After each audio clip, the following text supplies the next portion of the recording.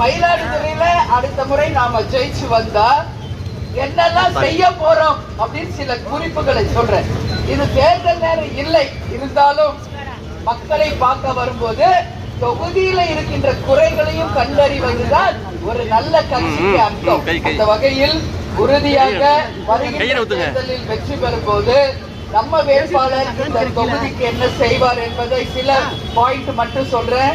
இங்க நகரத்துல கட்டப்பட்ட பாதாள சாக்கடை பல கோடி ஊழல் செஞ்சு 20 வருஷமா சீர் செய்யப்படாமலேயே இதை உடனடியாக சரி செய்து மக்கள் பயன்பாட்டிற்கு தேமுதிக கொண்டு வரும்.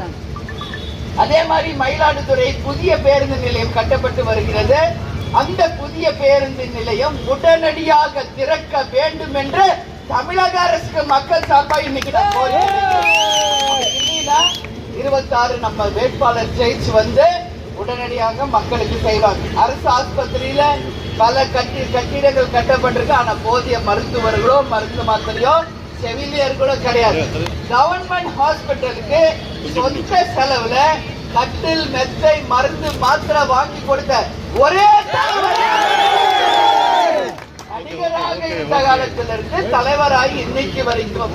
அதனால நிச்சயம் நம்ம ஜெயிச்சு வரும்போது எல்லா கவர்மெண்ட் ஹாஸ்பிட்டல்ஸும் நிச்சயமாக தரம் உயர்த்தப்படும் என்பதை உங்ககிட்ட சொல்றேன். அதே மாதிரி அரசுக்கு சொந்தமாக இருக்கின்ற ஆக்கிரமிப்பு செய்யப்பட்ட அந்த பாதைகளை நிச்சயமாக எடுக்கவே நம்ம கண்டுபிடிச்சு ஒப்படைப்போம்.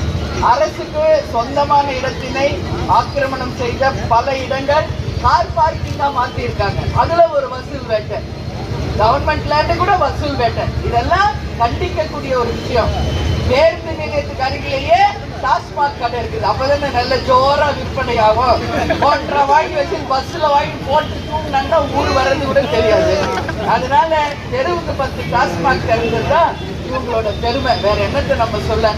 கஞ்சா போதை டாஸ்மாக் இதை தவிர தமிழ்நாட்டில் வேற என்னத்தை நம்ம பார்த்தோம்? நிச்சயம் இது எல்லாம் படிப்படியாக குறைக்கப்படும். அதே மாதிரி குடி தண்ணீர் தட்டுப்பாடு இங்க பெரிய லெவல்ல இருக்கு. உறுதியாக அதை சரி செய்ய வேண்டியது தேமுதிக வேட்பாளர் வெற்றி பெற்றவுடன் உறுதியா செய்வோம்.